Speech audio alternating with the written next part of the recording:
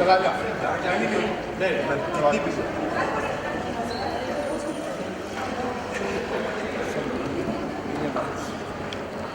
Oh ja, ja. Media. Media team.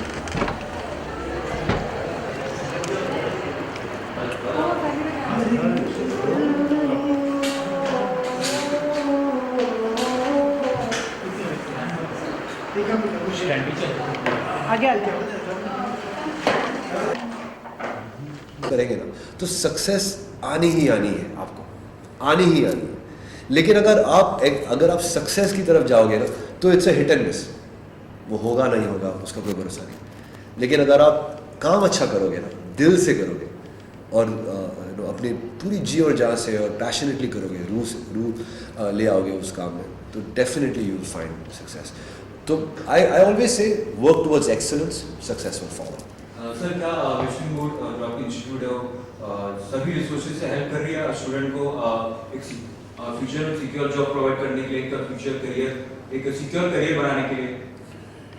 इसी मिस्ली woods एक ऐसा प्लेटफॉर्म है जहाँ हम उनको सब गुरुजनों से मिला सकते हैं। जो गुरुजनों की विद्या है, उनका जो एक्सपीरियंस है, टीचर्स की विद्या है, तो सीखना तो स्टूडेंट्स के हाथ में होता है। तो स्टूडेंट्स को हम एटमॉस्फेयर देते हैं, उसको हम प्रेरणा देते हैं, उसको इनकरेज करते हैं और जितनी भी फैसिलिटीज़ हो सकते हैं, आर्टिस्टिकली हो या टेक्निकली हो, जैसे हम कहा सोलफुल, वो सब हम प्रोवाइड करते हैं। और हमें खुशी होती है कि जब इस तरह के सलीम सुलेमान और सलीम घायल जैसे लोग आते हैं, because he connect so much with youth that today what ever the workshop happen, you could have seen it that they were connecting with him so much that they were enjoying his each and every line, because he is a guy who is present and who also knows about the past, who knows classical music, who knows classical western, who knows today's songs, tomorrow's song. So that is why he talked about the music today and tomorrow. और जो connection है इनका इतना खूबसूरत रहा।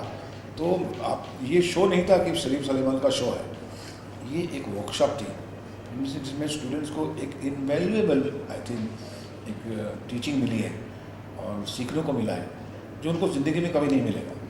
और ये सब क्रेडिट जाता है हमारी इंडस्ट्री के दोस्तों को, ऐसे जो गुनीजन हैं और ऐसे जो आर्टिस्ट हैं वो हमारे यहाँ आते हैं। I am very happy that he केम।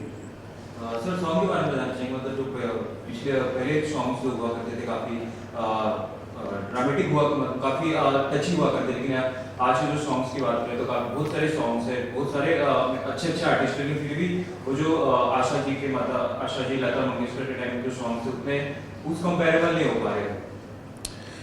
देखिए मैं आपको एक चीज़ समझाता हूँ, वो कितने साल पहले की बात कर रहे हैं आप?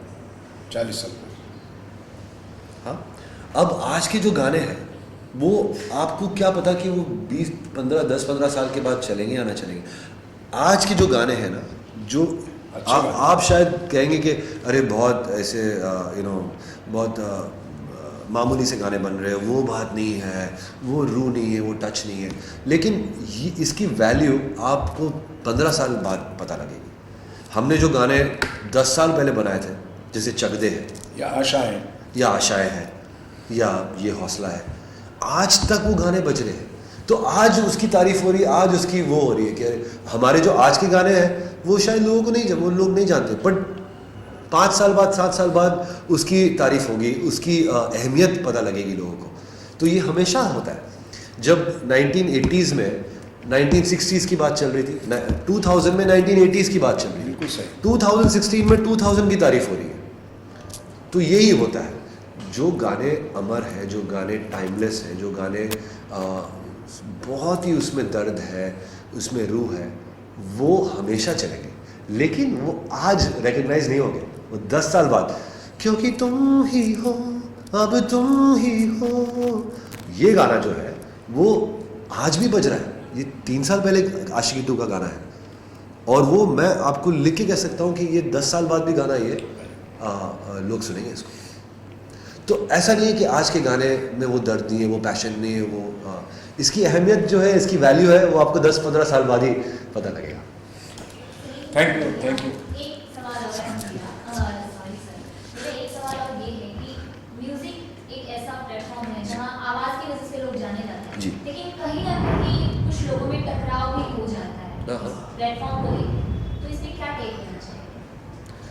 टकराव ये सब पता नहीं यार, ये मुझे तो ये सवाल नहीं समझ। आज हमारी इंडस्ट्री में इतने गाने बन रहे हैं, इतनी फिल्में बन रही है, सभी लोग इतने बिजी है, फिल्मों के अलावा इतने टेलीविज़न शोज चल रहे हैं, माय गॉड, इतने कमर्शियल्स हो रही है, इतनी टेलीविज़न चैनल्स है, सब लोग इतने बिजी है, आप मानोगे नहीं, every ones got work and there so much of it.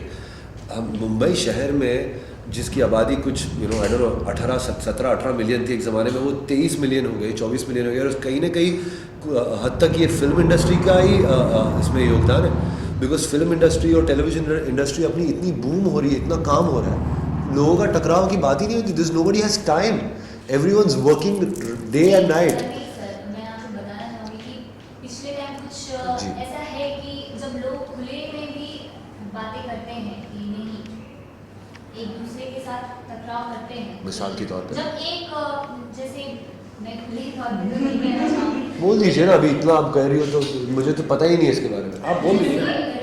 Wrapper song में जो लोग हैं, वो जॉनर में जो रैप्स जो है, हाँ, तो रैप में क्या प्रॉब्लम, क्या है रैप में?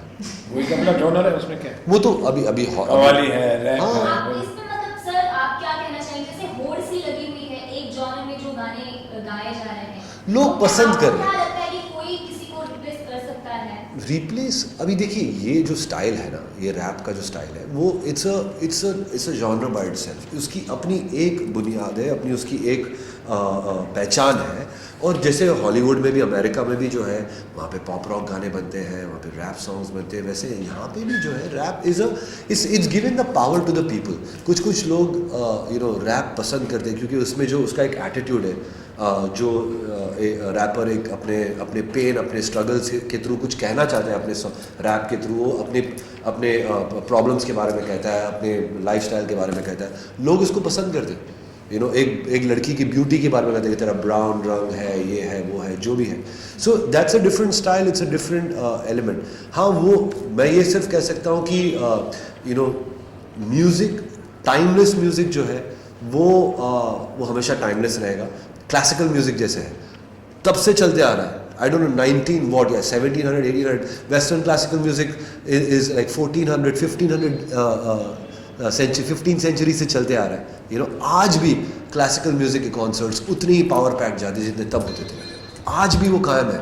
उसी ज़माने में जो बड़े गुलाम अली, रविशंकर जी जो म्यूज़िक करके गए, आज भी सितार के कॉन्सर्ट्स, जो आर्टिस्ट है उस्ताद जाकिर हुसैन जी है, उनके आज भी उतने कॉन्सर्ट्स, उतने ही फुल, वो ही सच अ बिजी आर्टिस्ट। तो जो क्लासिकल म्यूज़िक है वो हमेशा कायम रहेगा। फिर rock, pop, again jazz music is something which will go on from then, it's still going on। हाँ, कुछ चेंजेस हो गए, क्लासिकल म्यूज़िक में भी कुछ चेंजेस हो गए, प्रेजेंटेशन चेंजेस हो गए, लेकिन रैप और ये सब जो जॉनर्स है वो आएंगे जाएंगे। डब स्टेप है, आएगा जाएगा, there is EDM, electronic music, आएगा जाएगा, it's time bound, it's not timeless. तो मैं सिर्फ ये सर, क्या कहना चाहेंगे आपके आने वाले प्रोजेक्ट से? मेरे आने वाले प्रोजेक्ट, एक फिल्म है पूर्णा करके, जो एक छोटी सी लड़की के ऊपर आधारित है। It's a film about a Telangana girl who is the first ever girl in the whole world to climb Mount Everest, and she is a 13-year-old girl from Telangana, and I am working on that film. Subhash ji, आपको नहीं लगता है कुछ आपको एक नई film बनानी चाहिए जहाँ आपके सभी विष्णुमूर्ति को एक अपॉर्चुनिटी मिले टू शो देयर टैलेंट? मैं आजकल इसी बात पे काम कर रहा हूँ। अच्छा आइडिया दिया, थैंक यू।